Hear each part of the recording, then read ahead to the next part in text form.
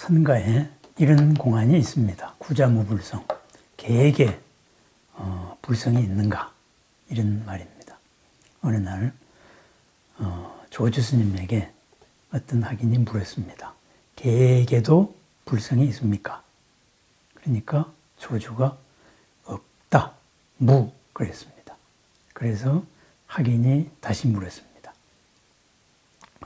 위로는 부처님으로부터 아래로는 계미에 이르기까지 모두 다 불성이 있다고 했는데 어째서 계에게는 불성이 없다고 하십니까? 이렇게 물었습니다.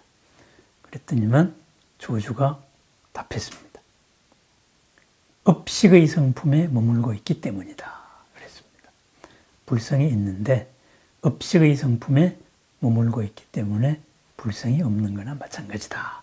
이런 답변입니다. 조주선사의 어록, 조주록에 있는 말입니다. 여기에서 뒷부분을 빼버리고 앞에 없다만 가지고 보통 화두를 많이 삼습니다. 조주의 뜻을 한번 헤아려 봅니다. 업식에 머무르고 있으면 불성은 없다. 이런 말입니다. 그러면은 먼저 이 질문을 물은 사람의 마음을 한번 살펴보겠습니다. 계에게 불성이 있냐? 계와 사람을 구분을 했습니다. 또 어제의 자기의 지식에 갇혀 있습니다. 개 같은 축생에게도 불성이 있는가? 부처가 될 수 있는가? 바꾸어 말하자면은 개 같은 인생에게도 불성이 있는가? 뭐 이런 말이 되겠지요. 그래서 조주의 말은 업식에 갇혀 있으면 없다 이런 말입니다.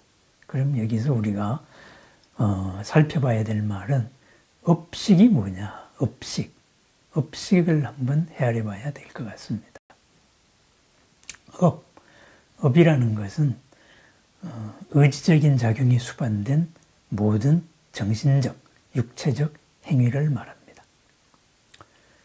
의지적인 작용이 수반되지 않은 것은 보통 업이라고 말하지 않습니다. 그러니까 좋은 의지로서 좋은 일을 했을 때는 선업, 나쁜 의도로 나쁜 작용으로 나쁜 행위를 했을 때는 악업 이렇게 되겠죠. 그러면은 우리들의 삶, 일반 사람들의 삶, 그리고 뭐 축생들, 개들의 삶도 마찬가지죠. 모두 업식에 머물러서 살고 있습니다. 그럼 업이라는 거는 언제 지은 걸까요? 바로 어제까지 지어온 겁니다. 또 금생에 개의 몸을 받기 전에 전생에 지은 것입니다. 그러니까 오늘 이 순간 이전의 모든 의지가 수반되었던 그러한 성질들, 그 속에 갇혀 있을 때에는 부처가 될 수 없다 이런 말입니다. 부처가 될 수 있는 불성을 가지고 있으면서도 부처가 못 된다. 그럼 뭐예요? 없는 거나 마찬가지다 이거죠. 그럼 불성, 가지고 있는 불성으로서 부처가 되려면 어떻게 해야 되느냐? 업식의 한계에서 벗어나야 된다. 업식에 머무르지 말고 업식을 풀어나가야 된다. 업식의 성품을 풀어나가야 된다. 바로 이런 말입니다. 어제까지의 행위의 결과, 그 관성 그대로 어제와 같은 삶을 오늘 살면은 부처가 되지 못한다. 자유롭지 못한다. 영원히 어제와 같은 굴레를 벗어나지 못한다. 바로 이런 말이 되겠습니다. 표현을 바꾸자면은 업식에 머무른 마음, 바로 닫힌 마음입니다. 과거로 프로그래밍된 마음입니다. 과거에 머물러서 현재를 보지 못하는 겁니다. 현재를 과거식으로 보면은 과거에 살았던 삶과 현재는 달라지지 않습니다. 미래의 삶은 달라지지 않는다 이 말입니다.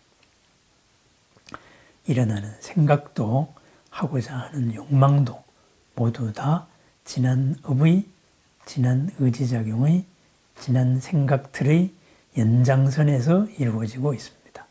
그것이 과연 옳은가? 현재를 담아내기에 적합한가? 그리고 있는 그대로 보고 있는가? 내 생각의 틀을 되살펴 보라 이런 말입니다. 그렇게 되었을 때 바로 내 속에 있는 불성을 드러낼 수 있다. 부처가 될 수 있다 이거죠. 업식의 성품에 머물러 있을 때에는 그냥 업의 존재입니다. 어제로 프로그래밍 되어 있는 오늘의 존재입니다. 프로그래밍의 한계를 벗어날 수 없다 이런 말. 다친 마음. 바로 그것을 말하는 거죠. 내가 뭔데? 그죠? 이랬습니다.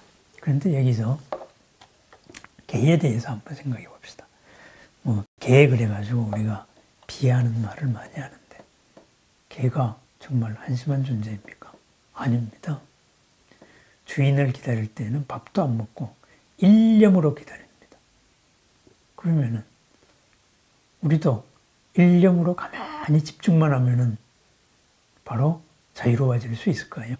어제와 다른 삶을, 불성을 드러내는 부처님의 삶을 살 수 있겠는가? 아니다 이거예요. 어제와 같은 전제 위에서 아무리 마음을 집중을 해봐야 어제와 같은 결과밖에 안 나오는 겁니다. 전제부터가 어제와 달라야 됩니다. 그래서 업식에 머무르지 마라 이런 말을 했습니다. 어떤 사람이 왔습니다. 그러면은 10년 전에 만난 사람이면은 10년 전의 기억으로 그 사람을 판단을 합니다. 10년 사이에 얼마나 달라져 있을까요? 그것은 나의 삶을 돌이켜보면 압니다.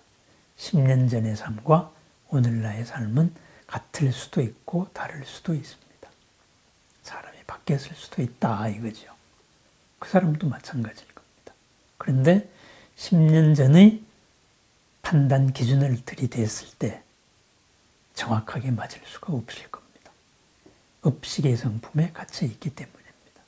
결국은 뭐냐? 개가 불성이 있느냐? 제 존재가 과연 부처될 수 있느냐?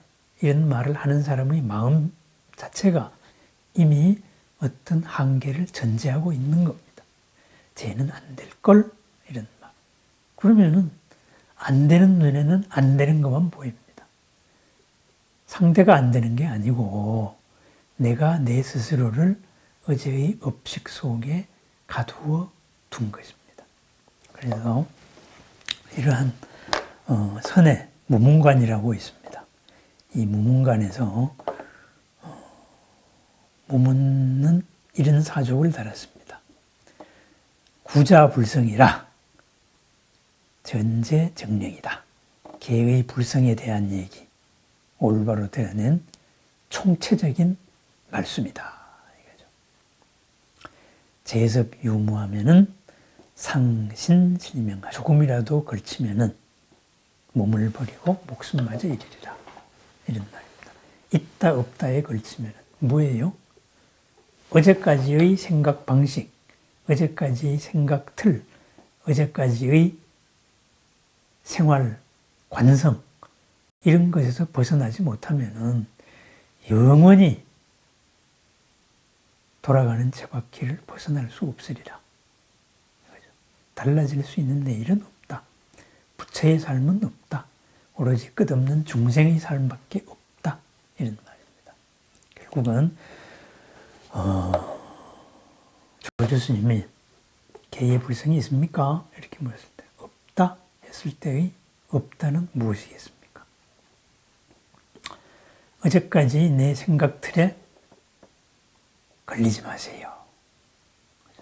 어제와 다른 삶을 사세요. 이 말입니다. 언제나 새로운 삶, 오늘에 맞는 오늘의 삶을 사십시오. 이 말입니다. 어제의 삶을 발판으로 살되 어제의 삶 그대로 똑같이 살지 말라. 이 말입니다. 똑같이 사는 삶, 업식입니다. 한 가지 방식으로서 성공을 했다 그래서 그 방식을 끝없이 반복하다가 망해버린 사람들을 많이 봅니다. 승자의 저주라고도 말하고, 그죠? 그런 말이 있습니다. 내가 이렇게 해서 잘 됐기 때문에 그걸 끝없이 밀고 나가다가 보면 그것은 과거의 방식이었습니다. 연기적인 인연 조건은 끝없이 변합니다. 우리는 언제나 행복하게, 보람있게, 즐겁게, 그리고 나도 남도 이롭게 살아야 합니다. 그러기 위해서는 어제의 방식을 오늘의 고집해서는 안 된다 이 말이죠. 업식에 머물러서는 안 된다. 조주 스님의 말을 정확하게 빌리자면은 업식의 성품에 머물러서는 안 된다. 뭐예요? 관성에 매몰되지 말라 이거죠. 습관적인 거에 매몰되지 말라. 늘 있는 그대로를 바라보는, 그리고 새로움을 찾아가는, 그리고 즐거운 삶. 내 생각의 한계, 내 생각이 갖추고 있는 유리벽, 이 유리벽을 하나하나 풀어 나가자 이거죠. 그러다가 보면은 언젠가는 유리벽이 없어지겠죠. 그렇게 해서 삶, 순간이 거기에서 괴로움이 없는 삶, 뒤탈을 일으키지 않는 삶, 즐거운 삶, 나도 남도 이로운 삶, 바로 부처님의 삶이 되는 거죠. 그래서 이 조주 스님의 한번 구자무불성에 대해서 생각해 봤습니다. 감사합니다. 업식에 머무르지 않은 그런 하루를 축원드립니다. 늘 새로운 날을 축원드립니다. 우리는 업식 속에 갇힌 축생이 아닙니다. 업식을 벗어날 수 있는 사람이기 때문에 그렇습니다. 감사합니다. 우리가 사람임을 잊지 않고 사는 하루를 축원드립니다.